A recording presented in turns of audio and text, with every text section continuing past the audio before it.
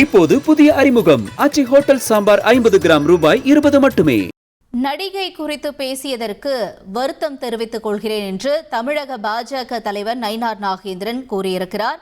இது தொடர்பாக அவர் அளித்த விளக்கத்தை நாம பார்க்கலாம்.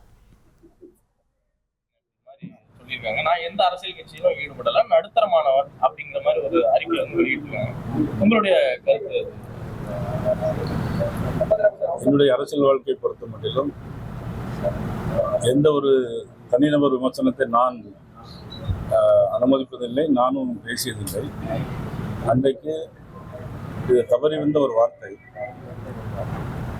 அதற்கு எங்களுடைய அகில இந்திய தலைவி மதிப்புக்குரிய வானதி சீனிவாசன் அவர்களும் ஏற்கனவே என்னிடம் பேசியிருந்தார்கள். நேற்று கூட முன்னாள் மாநில தலைவர் மதிப்புக்குரிய திரு அண்ணாமலை அவருடைய வீட்டுக்கு சென்றபோது அவரும் குறித்து இது குறித்து என்னிடம் பேசினார். உண்மையிலே யாரேனும் இதில் வருத்தப்படுவதானால் என்னுடைய வருத்தத்தை நான் தெரிவிக்கிறேன்.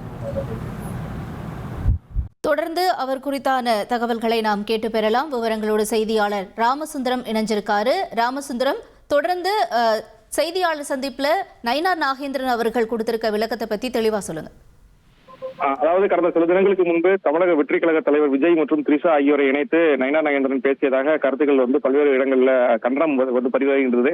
இந்த நிலையில தற்போது நயினார் நாகேந்திரன் இந்த சம்பவத்திற்கு வருத்தம் தெரிவித்து பேட்டியளித்திருக்கிறார். அதாவது திரிஷா குறித்து பேசிய விவகாரம் தொடர்பாக செய்தியாளரை சந்திக்கும் போது இதுவரை அரசியல் வாழ்க்கையில தனிநபர் விமர்சனம் குறித்து யாரையும் பேச விட்டதோ பேசியதோ கிடையாது.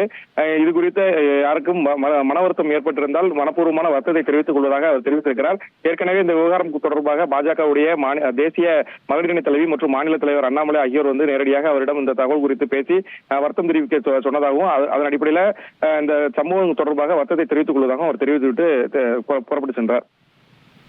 உங்களுடைய தகவல்களுக்கு நன்றி ராமசுந்தரம். இப்போது புதிய அறிமுகம் ஆச்சி ஹோட்டல் சாம்பார் 50 கிராம் ரூபாய் 20 மட்டுமே.